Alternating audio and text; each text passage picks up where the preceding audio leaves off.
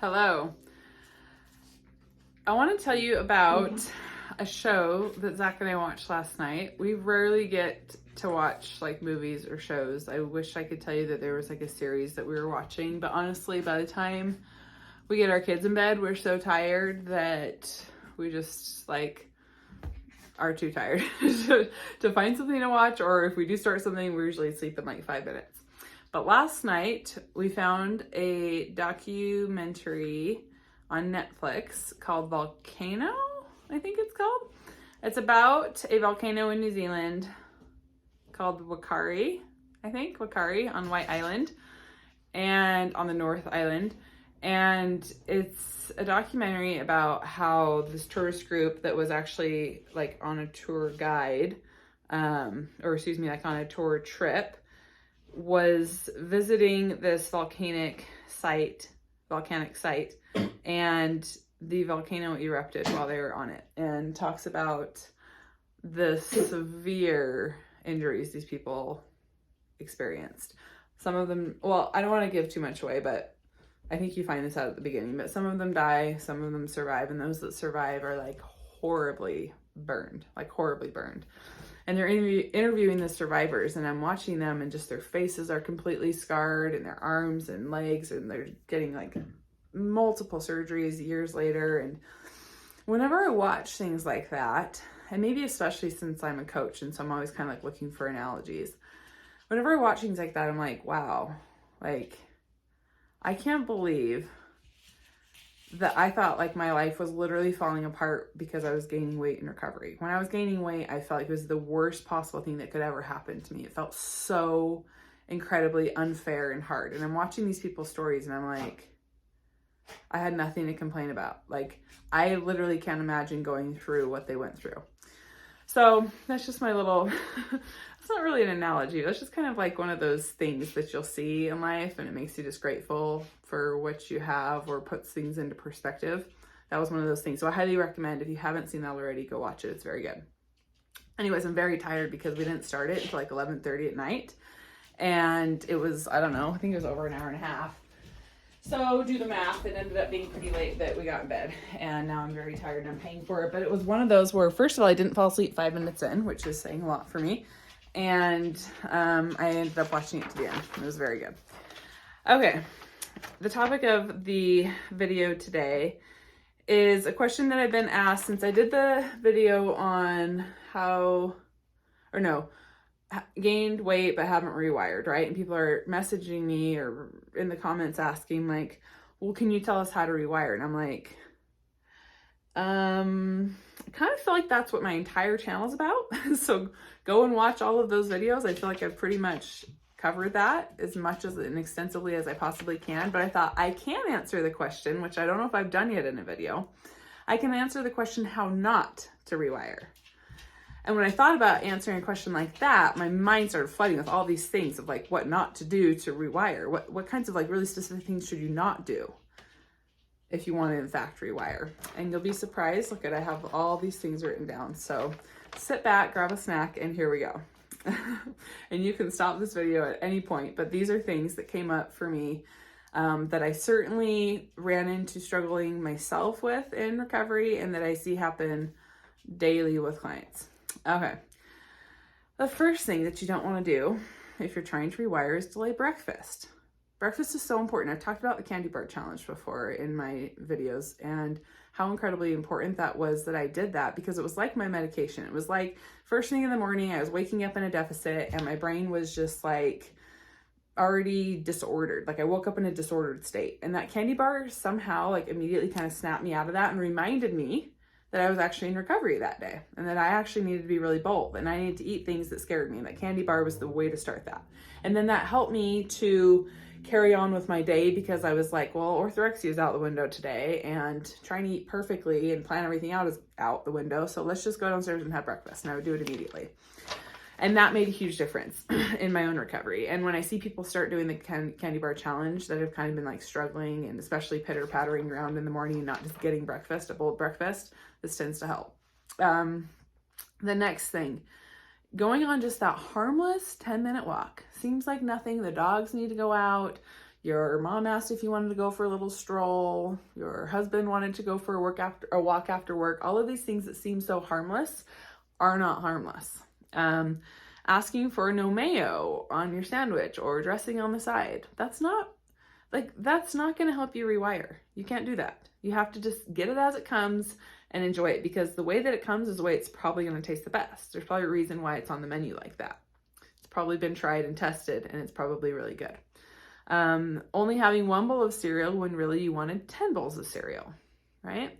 It's easy to tell yourself like, well, I wasn't eating cereal at all before, so surely this is rewiring. And it's like, well, no, it's not. That's just eating more than what you were eating before, or eating different than what you were eating before, but it's not rewiring, because rewiring is eating completely unrestrictedly, regardless of how scary that feels. And so if 10 bowls of cereal is what you want and you're not doing that, well, you're not rewiring. The next thing, eating less because you see that someone else isn't eating as much as you are. So comparing what you're eating to other people and then letting that impact or affect you negatively in your own recovery by not eating as much as you actually wanted. Huge problem. I see this happen very, very often. And this was a huge hurdle for me too, because my husband is not a huge eater. And so when I went into recovery, I was still very hyper aware of what people are eating. We were eating dinners together, and I was like it was so hard for my brain to wrap my head around how he could be satisfied off such a small amount of food. And it really drove me insane. I was like, how is he full and I still want to eat like 10 times more food? And what is wrong with me? And what is wrong with him? And I just get so bitter and angry.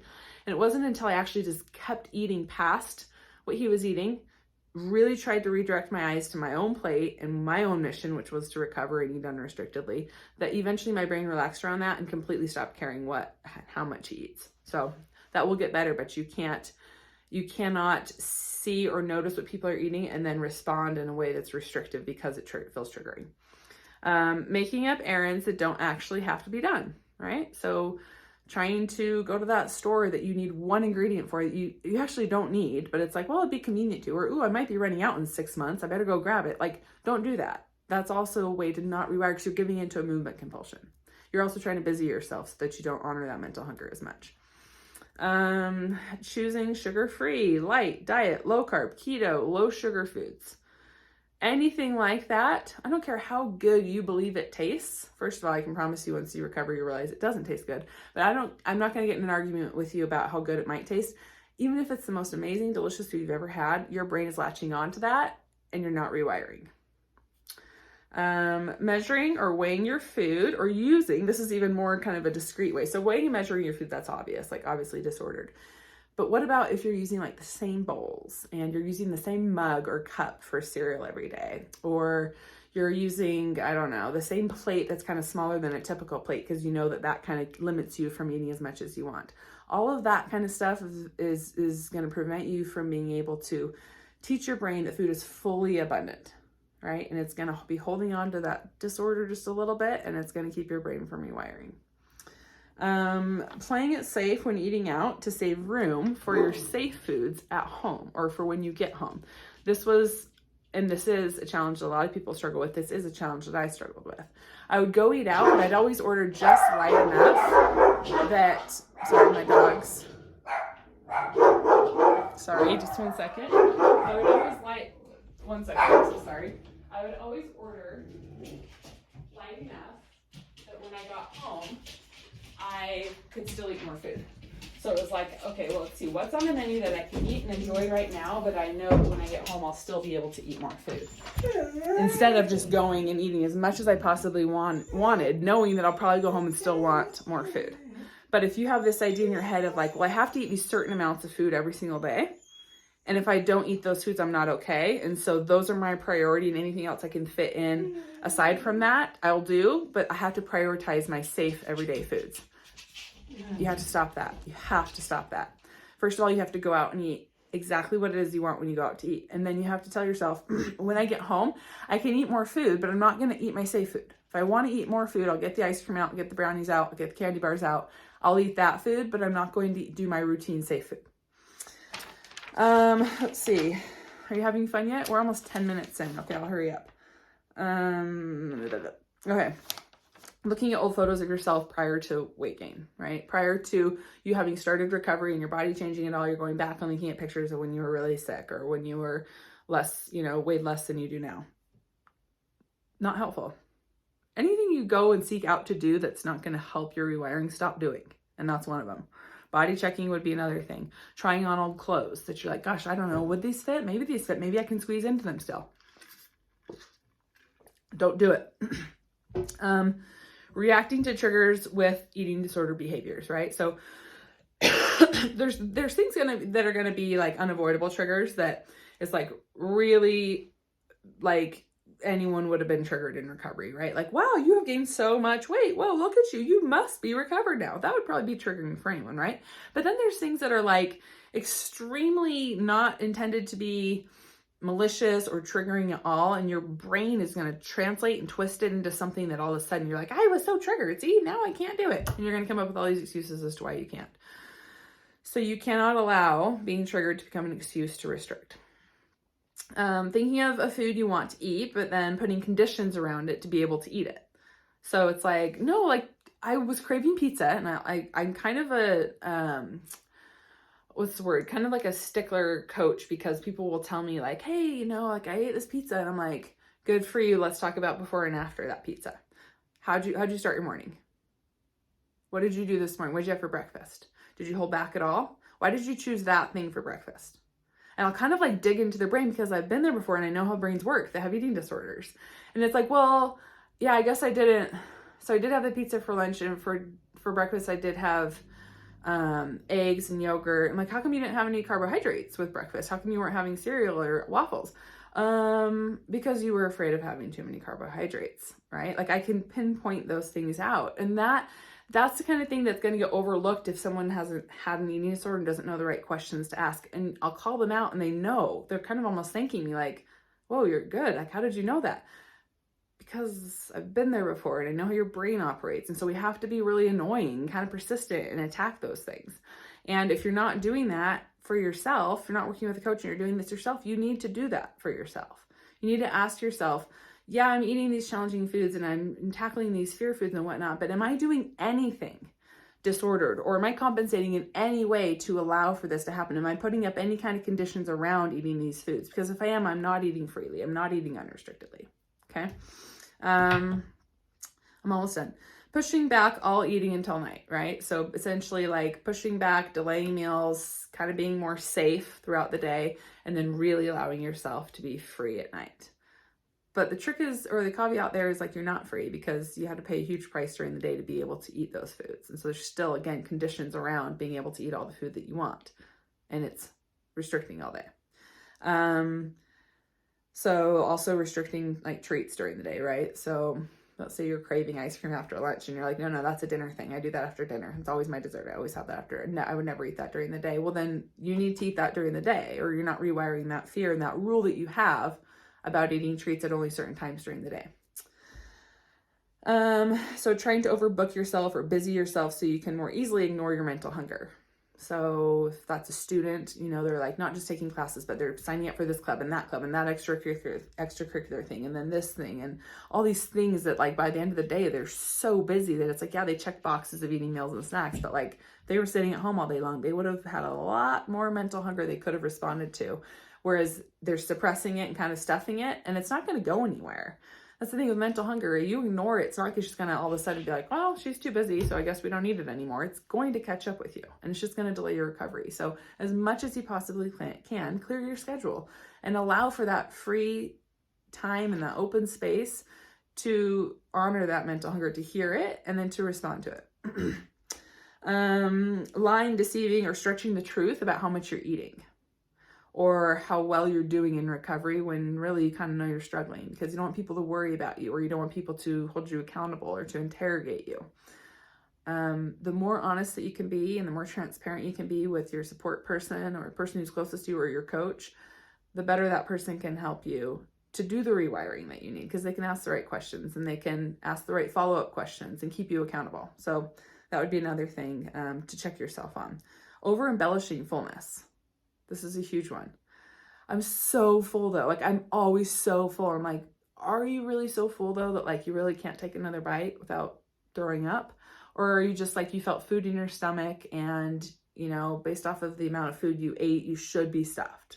And so therefore you're so full and you can't eat more food. Be very honest about your fullness level, because continuously day to day to day tell yourself how full you are or how much food you're eating when in fact you're not eating that much food and you're not that full, it's going to delay your rewiring.